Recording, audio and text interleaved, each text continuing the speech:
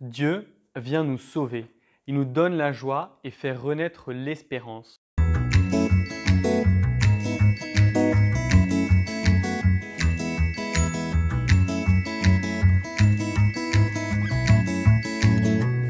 Bonjour à toutes et à tous. Je suis très heureux de vous retrouver aujourd'hui pour méditer ensemble ce passage de l'Évangile selon saint Luc.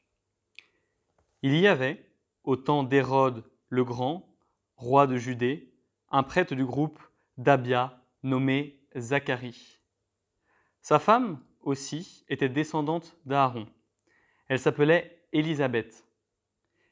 Ils étaient l'un et l'autre des justes devant Dieu. Ils suivaient tous les commandements et les préceptes du Seigneur de façon irréprochable. Ils n'avaient pas d'enfants, car Élisabeth était stérile, et, de plus, ils étaient l'un et l'autre avancés en âge. Or, tandis que Zacharie, durant la période attribuée aux prêtres de son groupe, assurait le service du culte devant Dieu, il fut désigné par le sort suivant l'usage des prêtres, pour aller offrir l'encens dans le sanctuaire du Seigneur. Toute la multitude du peuple était en prière, au dehors à l'heure de l'offrande de l'encens. L'ange du Seigneur lui apparut, debout, à droite de l'autel de l'encens. À sa vue, Zacharie fut bouleversé, et la crainte le saisit. L'ange lui dit : « Sois sans crainte, Zacharie, car ta supplication a été exaucée. Ta femme, Élisabeth, mettra au monde pour toi un fils, et tu lui donneras le nom de Jean. Tu seras dans la joie et l'allégresse, et beaucoup se réjouiront de sa naissance. Car il sera grand devant le Seigneur. Il ne boira pas de vin ni de boisson forte, et il sera rempli d'Esprit Saint dès le ventre de sa mère. Il fera venir de nombreux fils d'Israël, au Seigneur leur Dieu. Il marchera devant, en présence du Seigneur, avec l'esprit et la puissance du prophète Élie, pour faire revenir les cœurs des pères vers leurs enfants, ramener les rebelles à la sagesse des justes, et préparer au Seigneur un peuple bien disposé.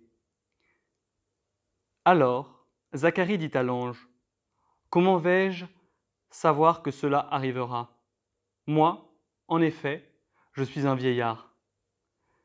Et ma femme est avancée en âge. » L'ange lui répondit : « Je suis Gabriel, et je me tiens en présence de Dieu. J'ai été envoyé pour te parler et pour t'annoncer cette bonne nouvelle. Mais voici que tu seras réduit au silence. Et, jusqu'au jour où cela se réalisera, tu ne pourras plus parler, parce que tu n'as pas cru à mes paroles. Celles-ci s'accompliront en leur temps. » Le peuple attendait Zacharie, et s'étonnait quand il s'attardait dans le sanctuaire. Quand il sortit, il ne pouvait pas leur parler. Et ils comprirent que dans le sanctuaire, il y avait eu une vision. Il leur faisait des signes et restait muet. Lorsqu'il eut achevé son temps de service liturgique, il repartit chez lui. Quelque temps plus tard, sa femme, Élisabeth, conçut un enfant. Pendant 5 mois, elle garda le secret. Elle se disait : « Voilà ce que le Seigneur a fait pour moi. » En ces jours où il a posé son regard pour effacer ce qui était ma honte devant les hommes. Nous avons donc dans cet évangile l'ange Gabriel qui annonce au prêtre Zacharie la naissance un peu surnaturelle de Jean le Baptiste, celui qui va préparer la mission du Messie. Dieu, dans son amour, prépare la naissance de Jésus avec la naissance de Jean le Baptiste. Bien qu'Élisabeth soit stérile, ce n'est pas grave. Dieu veut faire le miracle par amour pour nous, ses créatures. Mais Zacharie ne manifeste pas au moment venu la vision surnaturelle de la foi. Comment vais-je savoir que cela arrivera ? Je suis un vieil homme et ma femme aussi est âgée. Il y a un regard très humain de la situation. Il lui manque cette confiance dans les plans de Dieu qui sont toujours plus grands que les nôtres. Cela nous montre que même une personne pieuse a des doutes, notamment sur sa foi. Nous sommes donc parfois fatigués par l'attente, à l'image de Zacharie, ce qui peut nous pousser à baisser les bras, mais on ne doit pas oublier que rien n'est impossible pour Dieu. C'est des choses qui peuvent notamment arriver dans la vie de tous les jours. Pour ma part, en tant qu'étudiant, notamment voilà, des doutes sur nos capacités à réussir, sur notre avenir. Mais c'est important, et comme ce qui est montré dans cet évangile, d'avoir confiance, notamment confiance en nous et dans le projet que Dieu a pour nous. Et finalement, quand l'ange va retrouver Zacharie, il va être un peu dérouté et on voit qu'il est lent à comprendre les choses de Dieu. Nous sommes à quelques jours de Noël et il est important de s'y préparer comme Marie. Il faut essayer de garder la présence de Dieu tout au long de la journée, intensifier notre amour de Jésus-Christ et nos temps de prière. Nous avons un besoin d'espace et de silence pour préparer la venue du Fils de Dieu.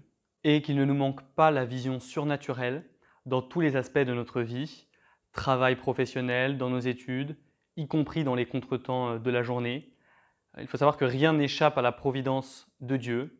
C'est ces petits coups de pouce du ciel qu'on peut avoir tous les jours et qui nous permettent d'avoir des signes de Dieu dans notre journée. C'est ces petits signes dont Zacharie a également besoin pour croire. Dieu vient nous sauver. Il nous donne la joie et fait renaître l'espérance. Chose très importante en ces moments difficiles du Covid-19. Nous sommes invités à ouvrir nos cœurs pour accueillir l'inattendu de Dieu. Je vous invite à écouter dans vos temps de prière humblement dans le silence de mon cœur pour vous aider à mieux prier en silence. Dans le silence de mon cœur, je me donne à toi, mon Seigneur. Par ton amour, fais-moi demeurer humble et petit devant toi. Humblement, dans le silence de mon cœur, je me donne à toi, mon Seigneur. Bonne journée à tous. Demain c'est dimanche, voici les horaires de messe et à bientôt.